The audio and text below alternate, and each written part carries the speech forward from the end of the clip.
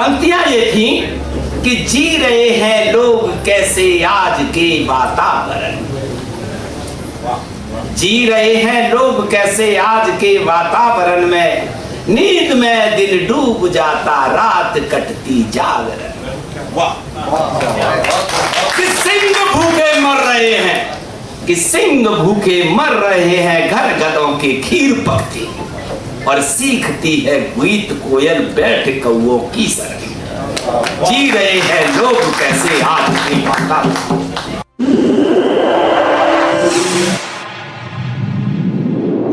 इस news channel पर जो भी वक्ता ने कहा वो उसकी अपनी राय है, जिसकी पुष्टि नेशन न्यूज इंडिया नहीं करता। धन्यवाद। कार्यक्रम में सबसे पहले तो मैं आमंत्रित करने के लिए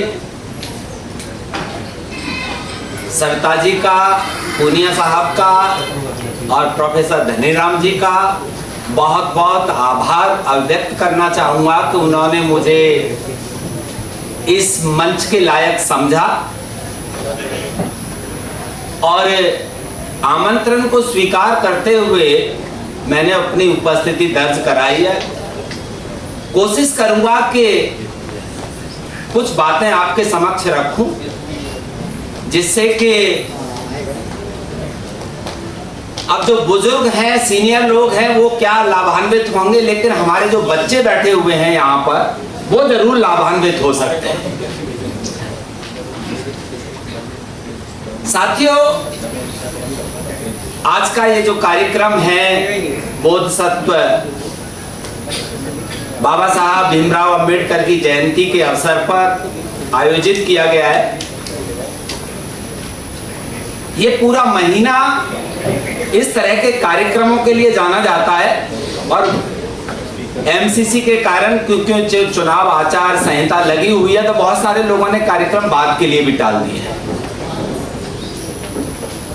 मैं तो कहता हूं हर रोज जयंती होनी चाहिए, हर रोज।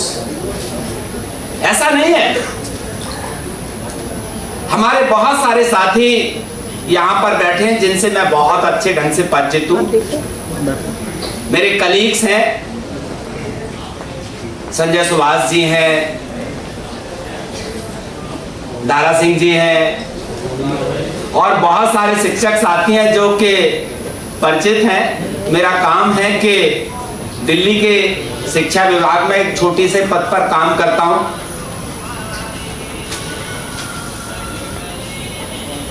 आज की तारीख में जितने भी हमारे शिक्षक साथी हैं वो प्रत्यक्ष या अप्रत्यक्ष रूप से नाम को जरूर जानते हैं,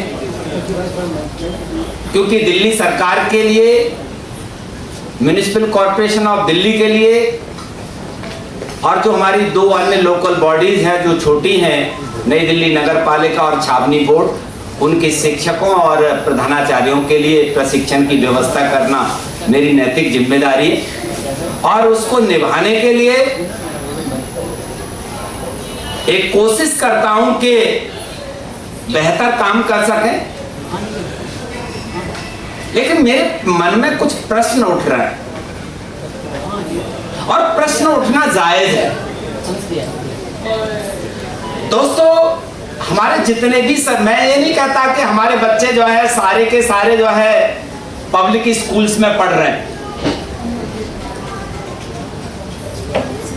सरकारी स्कूलों में पढ़ने वाले लगभग 65% बच्चे हमारे अपने हैं जिनको हम इग्नोर करते हैं। आपको थोड़ा सा चुभन होगी मेरे शब्दों पर। हम अपना जो जितना मन लगा करके उनको बेहतर दे सकते हैं और अपने अन्य साथियों को भी हमें प्रमोट करना चाहिए कि कम से कम अपने बच्चों की खातिर तो हमें मेहनत करें। ऐसा नहीं कि मेहनत नहीं करते, लेकिन मैं चाहता हूं कि वो और ज्यादा मेहनत करें। जब हम अपने बच्चों के लिए एक बेहतर वातावरण देंगे तो निश्चित रूप से हमारे बच्चे सरकारी विद्यालयों से पढ़ करके भी बहुत कुछ बन सकते हैं। दोस्तों, मैं आपको बता दूं कि मैं तो उस टाट पट्टी के स्कूल में पढ़ा हुआ हूं जहां पर सुविधाएं नहीं थी, लेकिन फिर भी हम सौभाग्यशाली हैं कि दिल्ली जैसे शहर में आकर के एक कुर्सी हथियारी। अगर जो दिल्ली में पढ़ने वाले बच्चे हैं, अगर एक एक कुर्सी हथियाएं अलग अलग विभागों की, तो जगह कम पड़ जाएगी। और हमें ऐसा करना चाहिए। मैं बहुत सारे मंचों पर, त्यागराज में बहुत सारे कार्यक्रम हुए, और मैं अपने शिक्षक साथियों को जगाने के लिए, न कि उनको किसी अन्य संदर्भ में, दो पंक्तियां जरूर कहता हूं, वो आज फिर कहूंगा। जो सो रहे हैं वो जाग तो भी जाग, कि जिस तरह चाहो बजाओ तुम हमें, जिस तरह चाहो बजाओ तुम हमें, हम नहीं है आदमी, हम झुनझुन। लोग ऐसे समझते हैं कि अच्छा ये है, नाम सुन करके ही करंट लगता है उनको, और मेरा काम है करंट को ढीला करना। कैसे करना है? देखिए, दो तरीके होते हैं अपने लोगों की मदद करने के। एक तो डंके की चोट पे काम करना, जिसे कहते हैं प्रत्यक्ष रूप से, और एक है कि जब आपको पता है कि मेरा साथी है, तो मैं पिछले पर्दे से भी मदद करता हूं। लेकिन मदद करिए, ऐसी मैं सभी साथियों से एक रिक्वेस्ट भी करूंगा, अनुरोध भी करूंगा। और बाबा साहब के बारे में आप मेरे कार्यालय में आइए, बहुत सारे शिक्षक साथी आते रहते हैं मेरे पास, तो जो अपने यूनियंस वाले हैं, दूसरे हैं, सब आते हैं।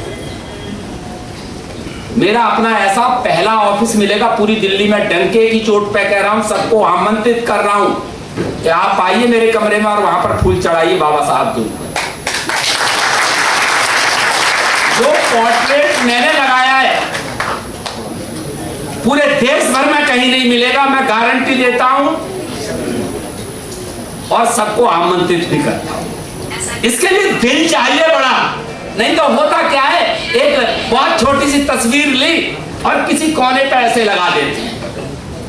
अभी मेरे एक प्रधानाचार्य ने, जो कि डाइट में है, एक तस्वीर हमने बहुत पहले लगवाई थी, उन्होंने उतरवा के कहीं और लगवा दी। जो मैंने रेल बनाई है ना, अगर भूल जाएंगे तो नौकरी कैसा करती है।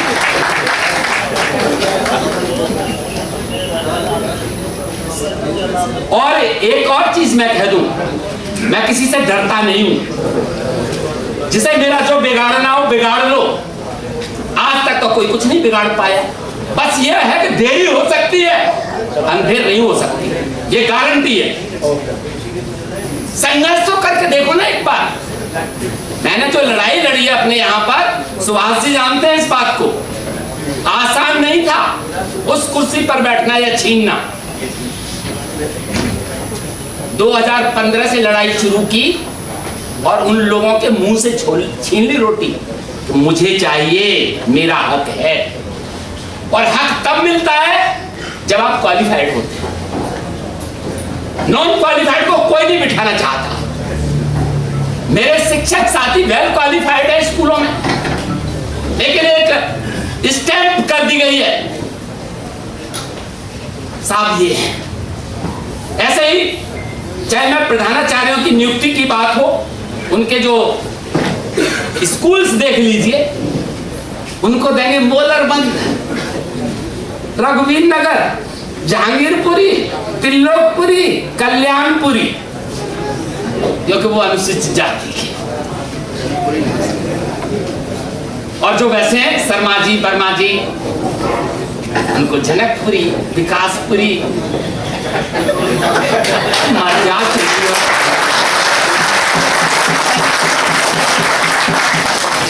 मुझे दो पंक्तियां याद आ रही हैं और आप देखना कि क्या मजेदार है। इस बात पर मुझे 6 शोकाज नोटिस मिले थे उस कविता की 4 पंक्तियों पर।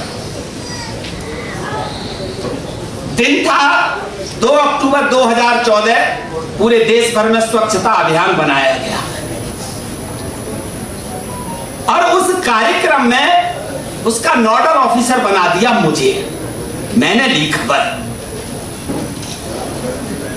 तुम यार रखो ही मत, कुछ ना मैं डिस्टर्ब होता हूं, डर लगता है तुम्हारे।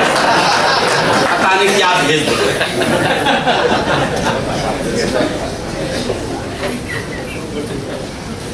तो मैंने एक ही बात कही,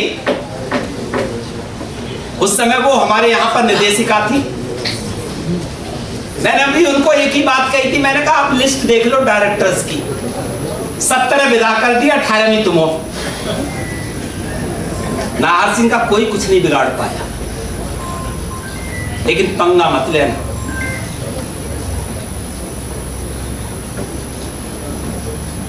मैंने कहा कि आपने शर्मा जी को क्यों नहीं नोडल ऑफिसर बनाया, एक शेड्यूल कास्ट के व्यक्ति को क्यों नोडल ऑफिसर बनाया?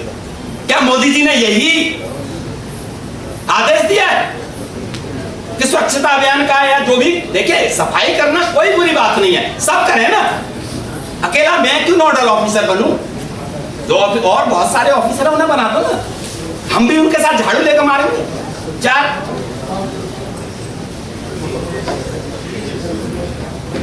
पंक्तियां ये थी कि जी रहे हैं लोग कैसे आज के वातावरण, जी रहे हैं लोग कैसे आज के वातावरण में, नींद में दिन डूब जाता रात कटती जागरण।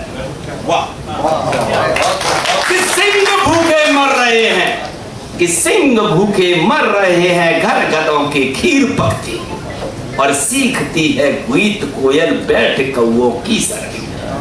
जी रहे हैं लोग कैसे आज के वातावरण, कि झूमते हैं डीठ जुगनू, कि झूमते हैं डीठ जुगनू, देख यौवन चांदनी का, और ढूंढते हैं दोस्त बबले हंस के ही आवरण में, जी रहे हैं लोग कैसे आज के वातावरण।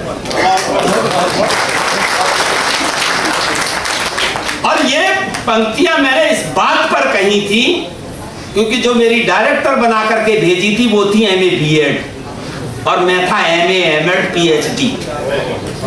तब सुनाई मैंने।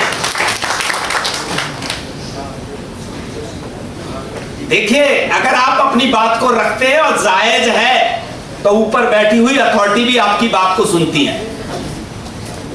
मैंने कमीशन को इतनी चिट्ठियां लिखी, लेकिन दुर्भाग्य यह है कि कमीशन में भी काम करने वाले लोग तो वही शर्मा जी हैं, पुटअप करने वाले वही शर्मा जी हैं। हमारे मेंबर क्या कर सकते हैं बेचारे, लेकिन वो रफ्तार दे सकते हैं। कई बार वो रफ्तार तो देते हैं लेकिन वो रोक लेते हैं, फाइल तो नहीं चलानी है। लेकिन मैं एक बात जरूर कहता हूं, और मेरे यहां पर सब तरह के लोग हैं, सबसे मिलते हैं। एक ये दुर्भाग्य है इस देश का कि बाबा साहब को हम बहुत सारे लोगों ने केवल दलितों का नेता कहा। ये दुर्भाग्य, इतने पढ़े लिखे व्यक्ति को,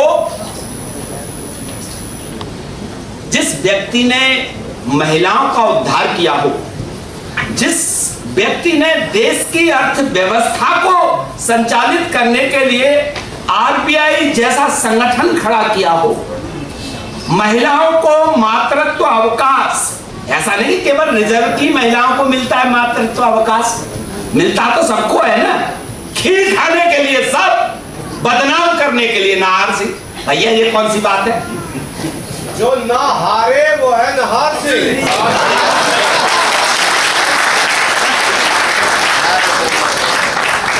असल में दिल्ली में, दिल्ली के बाहर मैं बहुत सारे जो हमारे राजनीतिक है मैं उनके साथ भी रहता हूं, और मैं हमेशा एक ही बात कहता हूं कि जो जिस दल में चला जाता है वो केवल दल का बन करके रह गया, अपने लोगों का हुआ ही नहीं, और मुंह उनके खुलते ही नहीं है। अरे हिम्मत तो करके देखो एक बार। जो मजा 85% आबादी देश की जो है दलित और पिछड़ों की है, 15% वाले जो है 15% में 10%, वो 50% तो वैसे ले रहे हैं और 10% पिछले दरवाजे से EWS और दे दिया कि तुम 60 लो और ये साले झाड़ू मारेंगे। हम भी देखते हैं कितना EWS चलेगा, हमने भी केस लगा रखे। ये तो हमारे SC, ST और OBC, EWS के लिए अप्लाई नहीं कर सकता, ये लिखित में है। मैं कहता हूं हमारे में भी तो कमजोर है, आप उनकी बात क्यों नहीं कर रहे? लेकिन हम लोग इकट्ठे नहीं हो पाते दोस्त।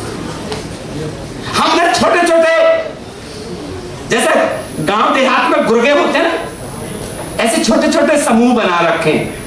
जिस दिन सारे समूह मिलकर के एक बड़ा संगठन खड़ा कर देंगे, उस दिन आपकी आवाज को बहुत सारे लोग मानेंगे। हम कहते हैं ना गांव देहात में, तो मैं क्योंकि मैं तो गांव का देसी आदमी हूं, अकेला आदमी पिटता है,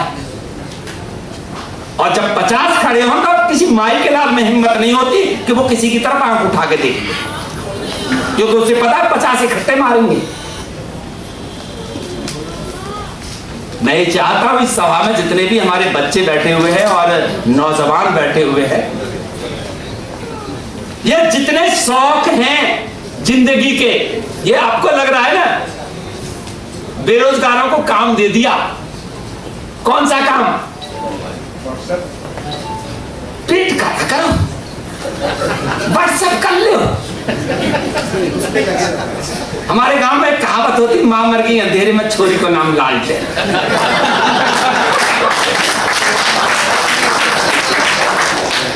हाँ, सवेरे उठ जाने और सवेरे जग कर पहला काम होता व्हाट्सएप चेक करें कौन कौन के आगे। अबे कहा करोगे उनको? रोटी देंगे, पढ़वे पूछेंगे? ये तो एक बेरोजगारों की फौज खड़ा करने के लिए। पिछले दिनों में एक कवि सम्मेलन में गया तो वहां पर ऐसी बात चल रही थी, और जब वीर रस के कवि तो जो सीधी बात पाकिस्तान की उड़ाई करें, और उन्हें ये नहीं मालूम कि जितनी फौज वहां पर पब्लिक है, इतने तो हमारे जो युवा पीढ़ी है ना, वो वाईफाई के चक्कर में इधर उधर बैठे रहे ये गारंटी है। तो ऐसे आदमी को खत्म करने में क्या चिंता है, बेकार में डरे हैं। मैं चाहता हूं अपनी युवा पीढ़ी से, अगर आप, और यहाँ जितने ये आगे बैठे, ये कौन से समझदार हैं? हाँ, ये भी पूरे दिन व्हाट्सएप पे चले, सरकारी दफ्तर और व्हाट्सएप पे चले। अगर आपको जिंदगी का सुख भोगना है तो 10-5 दिन के लिए मोबाइल को उठा करके टांग पे रख दीजिए, देखो न मैसेज आएगा न दुखी होंगे।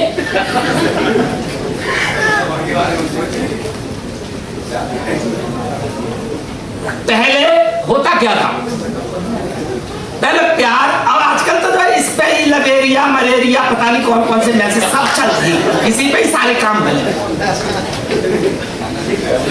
एक अंग्रेज आया हिंदुस्तान में, एयरपोर्ट पे मिल गया, तो कहने वो किसी की शादी अटेंड कर, बोले यार यहाँ तो 15 दिन लगते हैं, पहले जो है देखने जाएंगे, फिर लगन करेंगे, फिर सगाई करेंगे, ये कर, हमारे यहाँ तो मेल से ही हो जाती है शादी। मैंने कहा ससुरे तेरे यहाँ होती होगी मेल से, हमारे यहाँ तो आज भी फीमेल से ही होगी।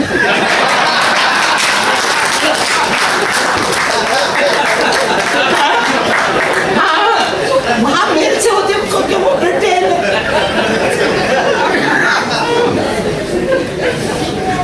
मैं चाहता हूं कि व्हाट्सएप, ये सोशल मीडिया आपको कुछ नहीं देगा। आप अपनी एजुकेशन पर ध्यान दें। मैं अपने टीचर्स को भी, आपने देखा होगा बहुत सारे सेमिनार्स में मैं एक ही बात कहता हूं शिक्षकों को, आजकल जो है जरा जरा से बच्चों के पेट आगे को आ रहे हैं और बिना रोके आ रहे हैं, और खाने का है पिज्जा, चाउमीन, मोमोज। साला हमने तो जिंदगी में नाम ही ना सुना। अब जब मोमोज खाएंगे, चाउमीन खाएंगे तो ऐसे ही होंगे। दाल रोटी खाइए, कम खाने वाले को मैंने कभी मरते हुए नहीं देखा है, ज्यादा खाने वालों को हमेशा मरते डॉक्टर के पास ही देखा है। हमें देख लो, जैसे आए थे दिल्ली में आज भी वैसे ही हैं, सूखी 2 रोटी खाते और मेहनत करते हैं। मैं आज भी 2.5-3 घंटे ऑफिस से जाने के बाद कितने बजे भी जाए, मैं पढ़ाई के लिए वक्त देता हूं। हम लोग ऐसा लगता है जैसे पता नहीं कितने थक के आए, चाहे ऑफिस में कुछ ना करो, घरवाली को जाके ऐसे दिखाऊंगा जैसे थोड़ा प्रधान मैं थक गया। एक मेरा दोस्त है, मैं आपको सच्ची घटना बता रहा हूं। चांदनी चौक में कपड़ा की दुकान है, घरवाड़ी अति मलूक, समझते हैं, बहुत सुंदर बेचारी, खाने पीने का पूरा ध्यान रखे, 5-7 डब्बा भेजा लंच में, कुछ खावे कुछ वापस आवे, पूरे दिन पत्ता चाटता है। वहां देखे ना बाल्टी लटका के, यहाँ पे समोसे वाला, चाट वाला, किसी को नहीं छोड़ता के पत्ता दे जाए, पत्ता दे जाए। और जब घर जाएगा भूख ना है, अबे 500 रुपया की चाट खाया है वो, अब क्या बेचारी उसे खावे वो हैं? इसीलिए मैं जो अग्रिम पंक्ति वालों से तो कहूंगा कि आप अपने बच्चों को वक्त दें। जो लोग अपने बच्चों को आज की तारीख में वक्त नहीं देते, मैं कह रहा हूं चाहे आप आधा घंटा दो ऑफिस से आने, उनके साथ बैठो, उनके साथ चाय पियो, उनके साथ खाना खाओ, पूछो आज पूरे दिन में क्या किया। अब हम तो जो है 250 ग्राम का पौवा ले लो, तो वहीं से टुल्लू है क्या, हमें पकड़ के लाने पड़े, लो जी राम महेश आएगा। मेरे जैसा हो ना तो राम ने धक्का और मारे।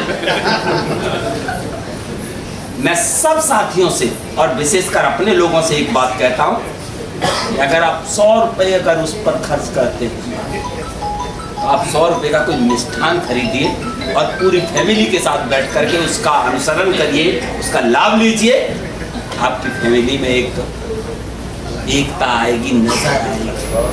अब वो होता क्या है, एक देखिए आपका मन कर रहा है गोलगप्पा खाने, तो आप ठेले पे खड़े हैं, घर में तो 4 मेंबर और हैं, ऐसा कर लो कि जब पैकिंग करवा ले सारे इकट्ठे खाएंगे, लेकिन लोग नहीं, और महिलाएं भी कम नहीं है। कहीं सोचो कि जो है ये आदमी इनसे कह रहे हैं मैडम बैठ जाओ तुम, जो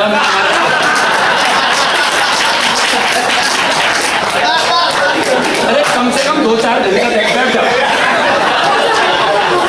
अरे कोई बात ना, ऐसी बात करो, हाँ बोलते रहो, फुर्सत में आपसे बुलाएंगे सब। इतनी फुर्सत ना है कि जो हर समय खाली बैठते हैं, बड़ी मुश्किल से तो आज छुट्टी में। तो मैं ये कहना चाहता हूं आप लोगों से कि देखिए, जब हम अपने बच्चों के लिए वक्त देते, अगर आज की तारीख में आपने अपने बच्चों के लिए वक्त दिया तो बुढ़ापे के में वो आपको वक्त दे। जब हम जवानी में वक्त नहीं देते तो वो बुढ़ापे में हमें वक्त देते। आप अपने दादा, जो आपके पेरेंट्स हैं, मैंने टीचर से पूछा था, अभी हमने इंडक्शन प्रोग्राम किया था इस साल, तो मैंने बहुत सारे ग्रुप्स में पूछा था कि आप मुझे एक बात बताइए कि कौन कौन लोग ऐसे हैं जो अपने पेरेंट्स के साथ हैं, और कितने टीचर्स ऐसे जिनके पेरेंट्स आप उनके साथ हैं। दोनों में अंतर है दोस्तों, जरूर। जब हम पेरेंट्स के साथ होते हैं, रहते हैं, तो लीडरशिप उनकी होती है, और जब पेरेंट्स हमारे साथ रहते हैं तो लीडरशिप हमारी और हमारी घरवाड़ी की। इसलिए दोस्तों, वैल्यूज हैप्पीनेस से नहीं आने वाली, हैप्पीनेस यहां से आती है, दिल से। हमारे यहाँ भी बहुत सारे लोग जीवन विद्या करके आए होंगे जो यहाँ बैठे, मैं सबको कराता हूं, खुद नहीं करता। न हैप्पीनेस का कोई कैंप किया, न कहीं जाता, सांस लो छोड़ो। लाला रामदेव का नाम सुना है? लाला रामदेव का नाम सुना है? लाला जी पहले योग करवाते थे, तो बनियों को तो लगा दिया तुम योग करो, और अपने 300 प्रोडक्ट बाजार में उतार दिए, तुम काम करो। इसे कहते हैं दिमाग। मैं ये चाहता हूं कि अगर मेरा कोई साथी अगर बिजनेस भी करे तो हम उसकी दुकान तक नहीं जाते सामान लेने। अरे एक लाला जी अगर बिजनेस खोल लें, लालाओं का बिजनेस फेल क्यों नहीं होता, तुम्हारा क्यों होता है? मुझे आज बता। क्योंकि हम अपने लोगों की कद्र नहीं करते। हमें अपने लोगों की कद्र करनी चाहिए, चाहे हम अपने कार्यस्थल पर हों या अपने घर पर। और एक और चीज, थाली के बजाय हाथ पर रोटी रख के खा लो। बच्चों को एजुकेशन दो बढ़िया। अगर एजुकेशन होगी, और मैं आपको आज एक और सच्चाई बता के जाऊंगा कि मैं जो भी पढ़ा लिखा वो दूसरों की देन पे पड़ गया। सर बहुत मजेदार बात, मेरी मदर और फादर दोनों ही अनपढ़ थे, खेती थी हमारे पास थोड़ी सी, उसे ही करते थे। तो कोई दिल्ली विल्ली से या शहर वाला आ गए हो ना आदमी गांव में, हमारे बाल करने लगवाए थे, 10वीं करवाए दो।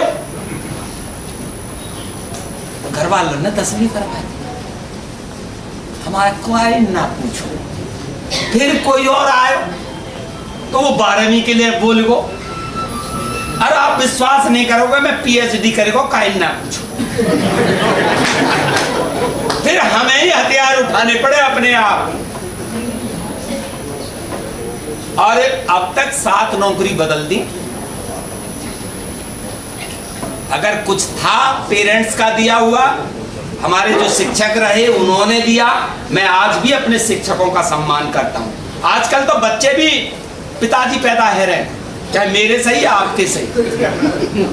टीचर के भी कंधा मार के चले, और पहले हम 3 गली छोड़ के निकलते थे। ये अंतर आ गया है एजुकेशन का।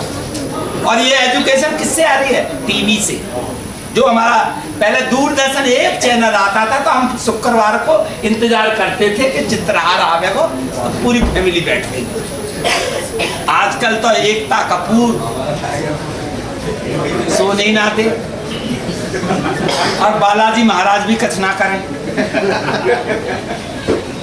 इसलिए मैं कहता हूं बालाजी महाराज को छोड़िए, एकता कपूर को छोड़ दीजिए।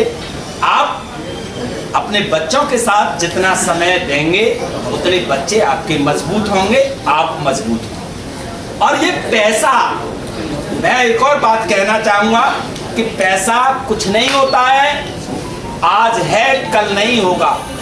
मैं हर आदमी से जो सरकारी सेवक है उससे भी यही कहता हूं कि ये कुर्सियां आज हैं कल नहीं होंगी। आज मैं जॉइंट डायरेक्टर हूं, कल तो नहीं हूंगा। आज तो मैं सम्मान कर लूं तो कम से कम लोग पूछेंगे तो सही। इसलिए साथियों से अनुरोध ये रहेगा कि जिन जिन कार्यालयों में आप हैं, आप उस कुर्सी की मर्यादा का पालन करें और उसकी इज्जत करें, फिर लोग आपको जानेंगे। क्योंकि मेरे ऊपर भी पीछे से प्रेशर पड़ा,